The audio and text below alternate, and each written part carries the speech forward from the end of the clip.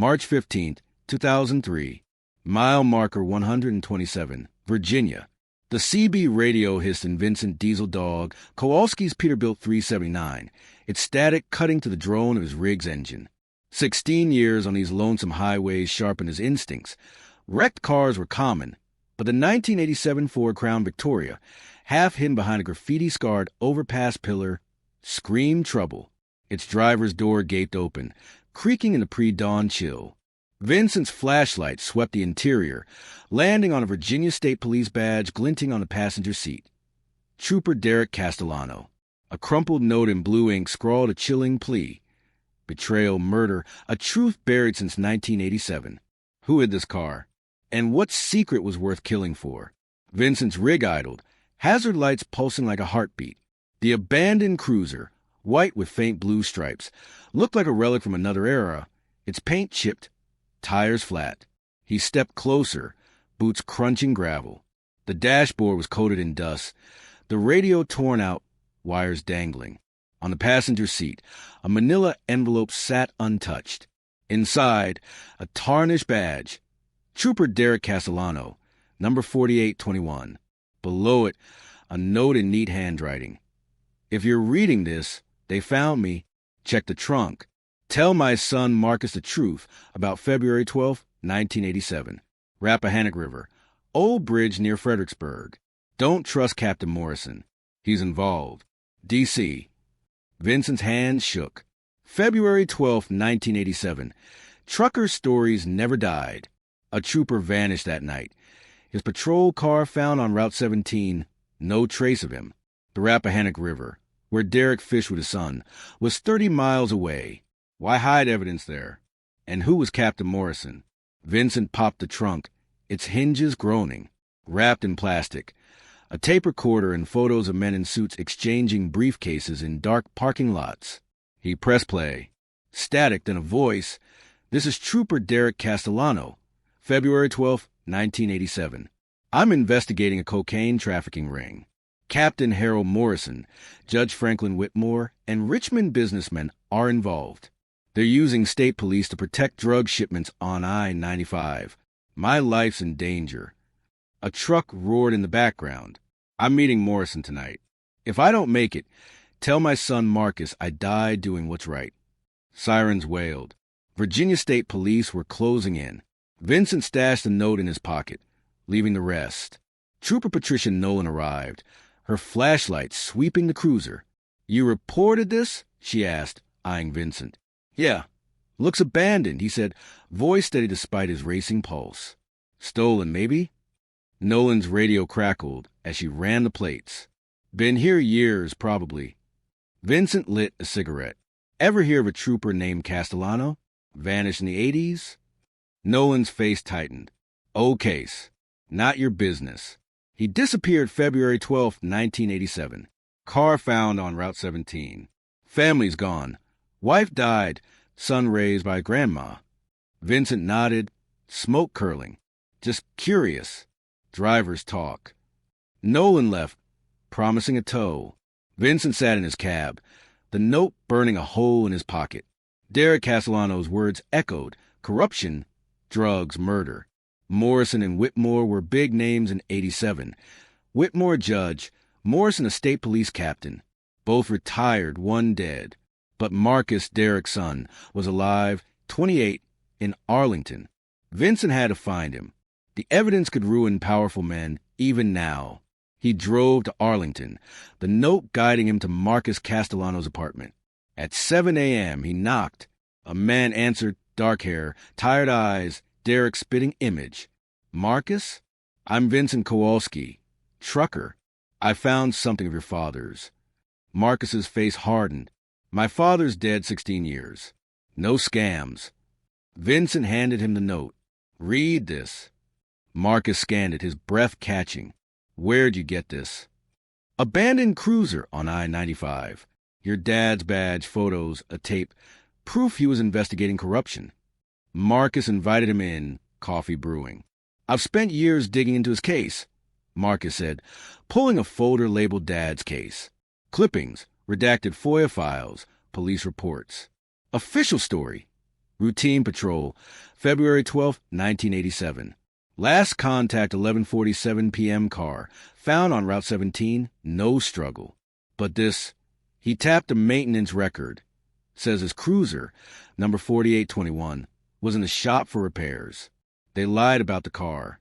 Vincent frowned. So they staged it, hid the real one. Marcus nodded. And this note mentions a Rappahannock. We fished there. If he had evidence, he grabbed his jacket. We're going. They drove to Fredericksburg, the old bridge looming, rusted, but standing. Marcus scanned the riverbank. He'd pick a spot only we'd know. After an hour, Vincent spotted a rock, oddly placed. They dug, unearthing a metal box, sealed tight. Inside, more photos, tapes, a journal. Derek's handwriting detailed drug shipments, names, Morrison, Whitmore, businessmen like Michael Stevenson. A February 11th entry read, Morrison knows I'm on to him. Meeting tomorrow. If I don't make it, Marcus, know I fought for justice. Vincent whistled. Your dad built a federal case. Marcus's eyes burned, and they killed him for it. Marcus's apartment became a war room, papers strewn across the table. The journal mapped a cocaine pipeline. Florida to New York via I-95, protected by Morrison State Police and Whitmore's courtroom. Marcus cross-referenced names. Whitmore retired in 95, died 2000. Morrison died 94, heart attack.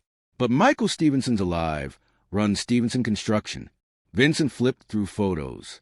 These are from 87, briefcase exchanges, truck stops. Stevenson's in half of them. Marcus pulled a file from his Attorney General's office database. Stevenson's company won $47 million in state contracts since '98. Highway projects, bridges, perfect cover for moving drugs. Vincent leaned back. Same game, new players? Marcus nodded. Look at this. A 1987 journal entry described Morrison meeting a man at a Petersburg truck stop, exchanging cash. My dad photographed it, said Morrison owed gambling debts to criminals. Vincent's eyes narrowed. So Morrison was dirty. Whitmore covered it legally, and Stevenson laundered the cash. Marcus pulled another file. Lieutenant James Brennan led the '87 investigation. Spotless record, but he retired early, started drinking after Dad vanished. His son, Mark Brennan, was Morrison's protege in '87, now a state police sergeant. They drove to Charlottesville to meet Robert Vance, a retired FBI agent who worked with Derek. Vance, 71, silver-haired, let them into his tidy home. You look like Derek, he said to Marcus, voice heavy.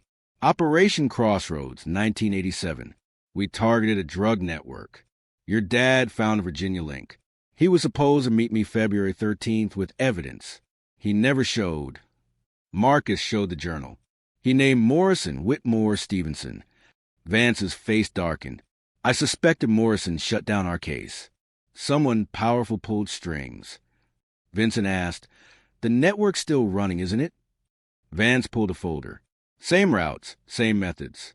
Stevenson's construction sites line up with drug seizures, always miles away, like they're tipped off. Back in Arlington, Marcus noticed a dark sedan trailing them.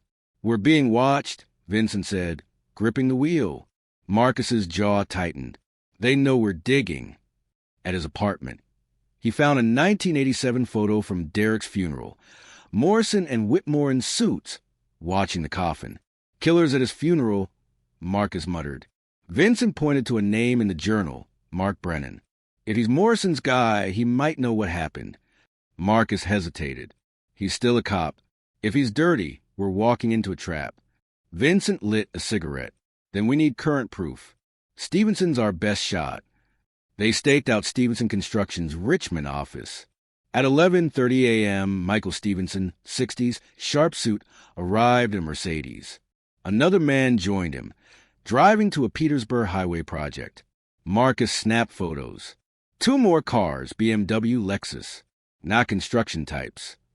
Vincent aimed a telephoto lens. Suits, briefcases. Same as your dad's photos. A third man appeared, Mark Brennan, in uniform. What's a state cop doing here? Marcus whispered, recording. The meeting lasted 20 minutes. Tense gestures, quick glances. They're planning something, Vincent said. The BMW's plate read, reserved for Judge R. Morrison. Marcus checked records.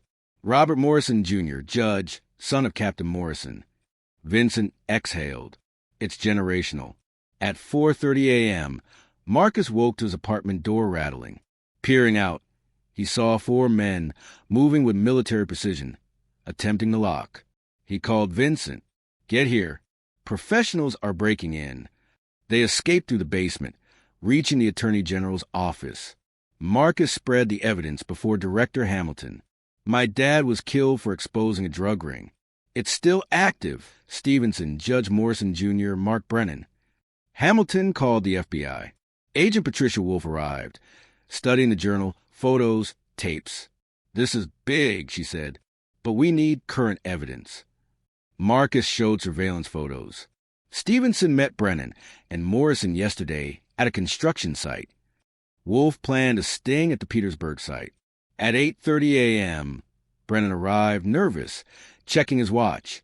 At 9 o'clock, Anthony Marcelli, a known crime associate, pulled up in a black SUV. Microphones caught their talk. What happened to Stevenson? Brennan asked. He was a liability, Marcelli replied. Someone found old records. Marcus's heart raced. They killed Stevenson. Marcelli continued. The Castellano kid's digging. He's got his dad's evidence. Brennan hesitated. I didn't sign up for killing cops. Marcelli snapped. You helped with Derek. Morrison ordered it. I shot him. Whitmore covered it. FBI agents swarmed, arresting both. Marcelli confessed to Derek's murder at the Rappahannock Bridge. His body dumped in the river, but Marcelli escaped custody, killing 2 marshals. Hours later, he called Marcus, demanding the evidence for Vincent's life. At the Petersburg site, Marcus faced him, wired by Wolf. Marcelli admitted to Derek's murder. 1 shot at your fishing spot. Weighed him down, let the river take him. Marcus dove for cover as Marcelli fired. From a crane cab, Marcus gained the high ground. It's over, he shouted. Marcelli climbed after him, taunting. Your dad begged for his life. Marcus grabbed Marcelli's drop rifle. As FBI agents arrived, Marcelli pulled a pistol. Marcus shot first, Marcelli falling dead. Vincent's body was found in a pit, shot like Derek. Marcus knelt whispering, I'm sorry. 6 months later, Marcus stood in the White House Rose Garden, holding Derek's Presidential Medal of Freedom. The FBI's Operation Crossroads, named for his father's case, dismantled a drug network spanning 12 states with 45 convictions. Marcus's book, The I-95 Conspiracy, told the story of Derek's courage and Vincent's sacrifice. At Derek's grave, Marcus placed a medal. You were right, Dad. Good people can defeat evil. But as he walked away, a question lingered. How many more secrets hide along I-95, waiting for someone brave enough to uncover them?